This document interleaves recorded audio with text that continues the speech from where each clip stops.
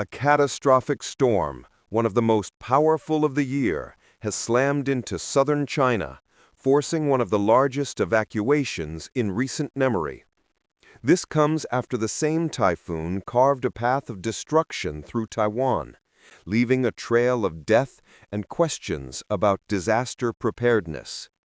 Today, we're looking at the immense power of Super Typhoon Ragasa and its devastating human cost. Typhoon Ragasa, a storm equivalent to a Category 5 hurricane at its peak, has unleashed its fury on Asia. In southern China's Guangdong province, an almost unprecedented evacuation has seen nearly 1.9 million people moved from their homes to safety. This massive relocation was a race against time, as Ragasa made landfall near the city of Yangzheng on Wednesday afternoon, bringing with it ferocious winds of around 195 kilometers per hour. The scale of the shutdown in southern China is staggering. At least 10 cities effectively came to a standstill, with schools, businesses, and public transport all suspended. All train services across the entire Guangdong province were halted, a clear indicator of the severity of the threat. In the city of Shenzhen alone, 400,000 people were ordered to leave their homes. The Chinese government activated a Level 1 emergency response, rushing tens of thousands of tents, beds, and other critical supplies to the region to cope with the aftermath. But before Ragasa reached mainland China, it had already delivered a fatal blow to Taiwan. At least 17 people lost their lives, with the majority of deaths occurring in a single tragic event in Hualien County, a popular tourist destination. The cause was not the wind or the rain directly, but the catastrophic failure of a natural dam. A barrier lake, formed by debris from previous heavy rains, burst its banks. An estimated 60 million tons of water surged into the Guangfu Township, a torrent so powerful it swept away vehicles and destroyed a bridge. The aftermath in Taiwan has been one of grief and anger. Initially, over 150 people were reported missing, a number that was thankfully revised down as people were located. However, for 17 families, the loss is permanent. Many residents reported they had insufficient warning before the lake overflowed, prompting Taiwan's Premier Cho Jong-tai to call for an immediate inquiry into the adequacy of the evacuation warnings. Beyond the fatalities, the typhoon left thousands without power and forced the evacuation of over 8,000 people across the island.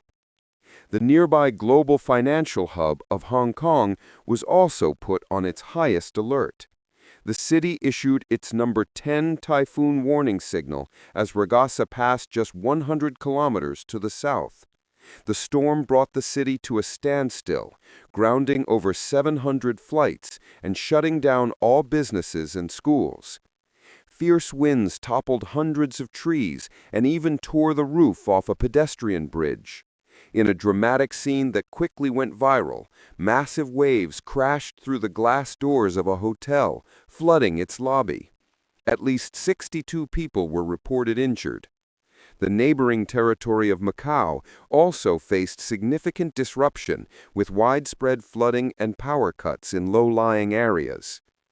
Typhoon Ragasa, known as Super Typhoon Nando in the Philippines, where it began its journey, is the most intense tropical cyclone recorded in 2025. At its peak, its sustained winds reached a terrifying 270 kilometers per hour. While it weakened slightly before hitting China, its power was still immense. Events like these are raising urgent questions about the future of our weather. Scientists have been warning that storms are becoming more powerful as the world gets warmer. Climate change is heating the Earth's oceans, and warmer sea surface temperatures act like fuel, providing more energy for typhoons to intensify. A study from the Chinese University of Hong Kong has suggested that global warming could double the destructive power of typhoons in Asia by the end of this century. The Intergovernmental Panel on Climate Change, the world's leading authority on the subject, says it is very likely that future tropical cyclones will have higher rainfall rates and stronger winds.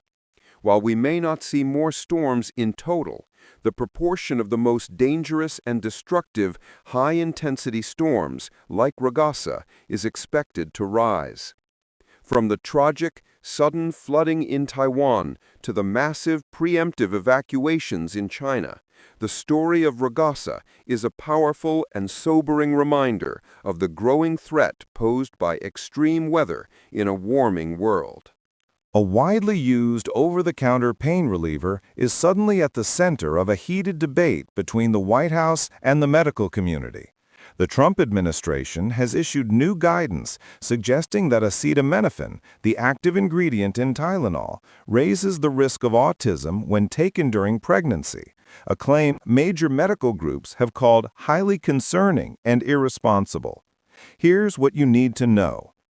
President Donald Trump, joined by Health and Human Services Secretary Robert F. Kennedy, Jr., announced that the Food and Drug Administration will warn doctors about what they describe as a very increased risk of autism linked to prenatal acetaminophen use. Pregnant people, the president urged, should limit Tylenol unless it is medically necessary. The administration points to what it calls mounting evidence, citing large studies that have noted an association between in utero exposure to acetaminophen and later diagnoses of autism spectrum disorder and attention deficit hyperactivity disorder. The pushback from the scientific community was immediate. The American College of Obstetricians and Gynecologists says a direct causal link is not backed by the full body of scientific evidence, emphasizing that acetaminophen has been considered the safest pain reliever for pregnant patients for more than 2 decades. The Society for Maternal-Fetal Medicine agrees, noting that existing research has not established a causal relationship. That distinction, correlation versus causation, is at the core of the controversy. An association simply means 2 things occur together.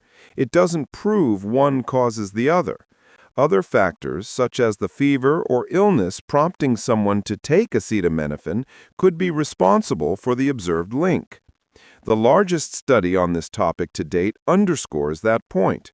Using Swedish health records from 2.4 million births, researchers compared siblings and found no causal connection between prenatal acetaminophen use and autism, attention deficit hyperactivity disorder, or intellectual disability, once family genetics and shared environment were taken into account. Sibling comparison studies are powerful because they control for many hidden variables. Physicians also warn of the real risks of leaving conditions like high fever untreated during pregnancy. Fevers themselves can harm both the mother and fetus, and acetaminophen remains the only readily available pain reliever widely considered safe at recommended doses.